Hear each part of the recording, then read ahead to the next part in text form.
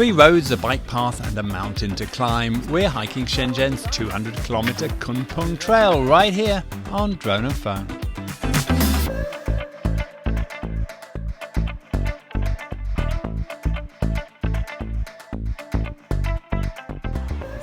Welcome to another episode of Drone and Phone. We are on the Kunpeng Trail. What are we doing today? Today we're gonna cover sections 3 and 4. Total, I think it's around 22 kilometers. The first section is gonna be flat, but second one is gonna be a big climb. Yeah, the first section is pretty well through roads, mainly flat roads, but then we've got the real special treat at the end. Right, let's get going. Opened in 2024 and stretching just over 200 kilometers across the city's green spine, the Kunpeng Trail is Shenzhen's longest and most iconic hiking route. Named after the mythical Kun, a colossal sea fish, and Peng, a magnificent bird, the trail offers a real challenge for visiting and local hikers alike.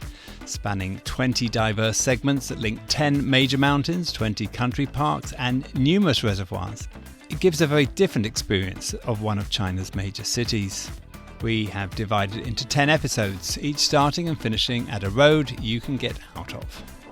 For the second hike, we start at the place we finished the hike on Baosha Road and head out along the road for just 2 kilometers. So one of the frustrations in Shenzhen that we've always had is motorcycles riding on the pavements. And it's no different here as we're just trying to walk along this relatively thin pavement. We've got motorcycles flying by on both sides of us, which doesn't really give for a relaxing walk. Although section 3 is mainly on roads, at this time this may change as they develop new paths for the trail, as it is still a work in progress. So this was quite a surprise. We thought we were going to be going along roads this whole section. But we've just had a couple of kilometers along a beautiful river, eh, Jack? Yeah, so originally I think they designed the route on the other side of the road, but going along the river, such a nice walk. It is really quite stunningly beautiful, and it's a beautiful day. So good credit to the designers of this trail. The area has many new recreational facilities which are being incorporated into the trail. So after the river we've just crossed the road and we've went through this very nice kind of sports park with a skate park and other stuff, and now we've joined this cycling trail, which looks very newly built, cycling and hiking, as Jack is pointing out here, that we think is going to take us close to the end of this section. So far we've done about 7 kilometers of the 10. We think it's about 3 kilometers along this trail now that will bring us to the beginning of section 4. The cycle track is new and has a few surprises along the route.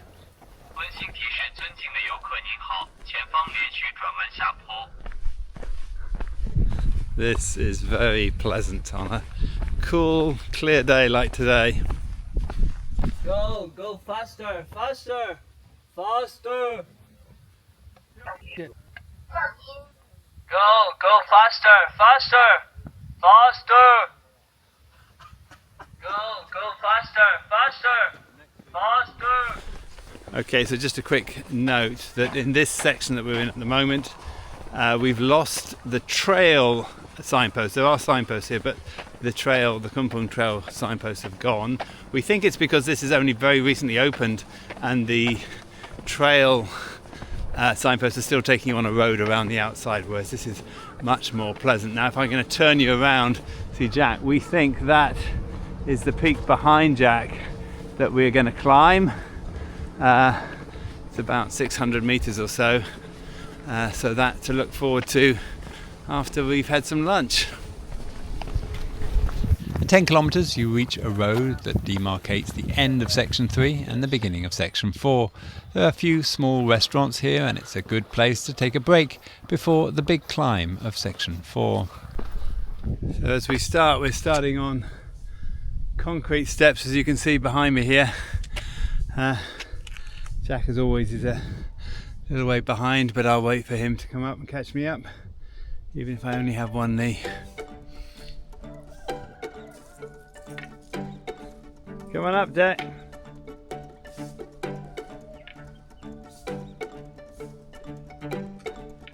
Looks like he's struggling already, and we've only just started.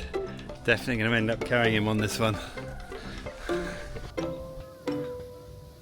It's a pretty straight climb up the peak at 600 meters from close to sea level.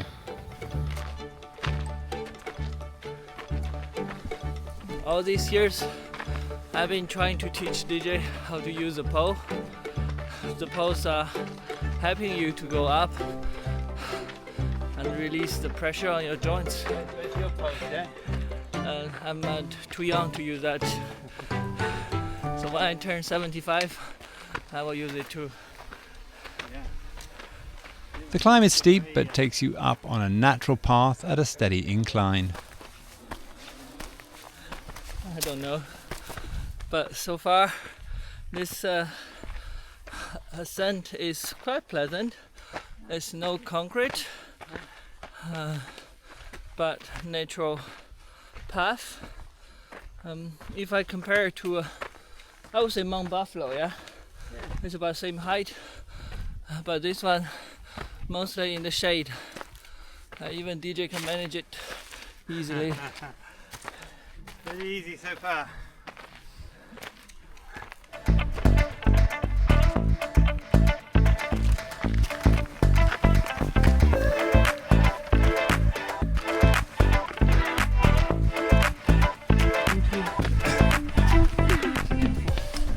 Okay, so we're about 200 meters still to climb, but we are back on steps again.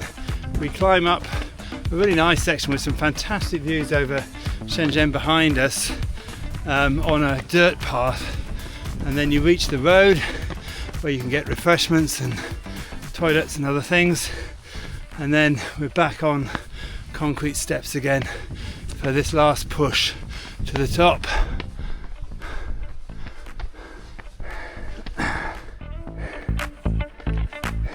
I've been thinking, Yeah.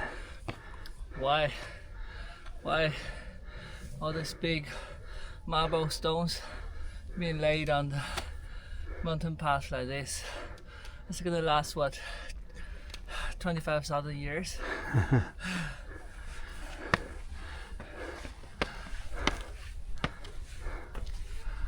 Okay, now officially at the top, we're going to go over and have a look at the view in this corner here.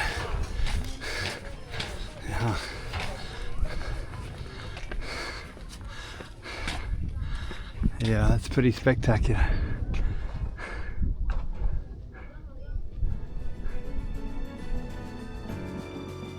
The first half of the Kompung Trail cuts through the heart of the city, at times being completely surrounded by it. It's a surreal experience to walk so high above in the forest and then be able to look down on an urban sprawl on all sides.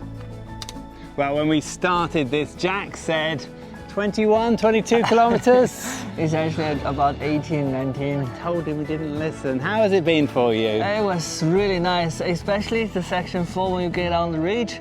The view is really stunning.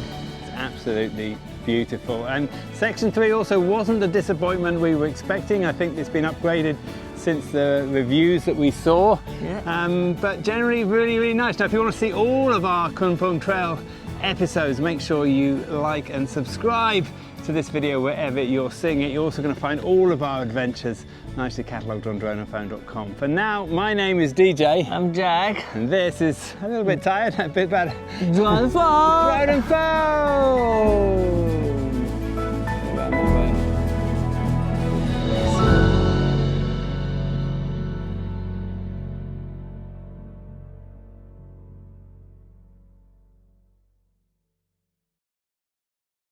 So important to note, this trail on the way down is pretty eroded, and it's been that way the whole way down so far. So make sure you have good shoes. It's not too bad, but you do need a good pair of shoes to get down here safely.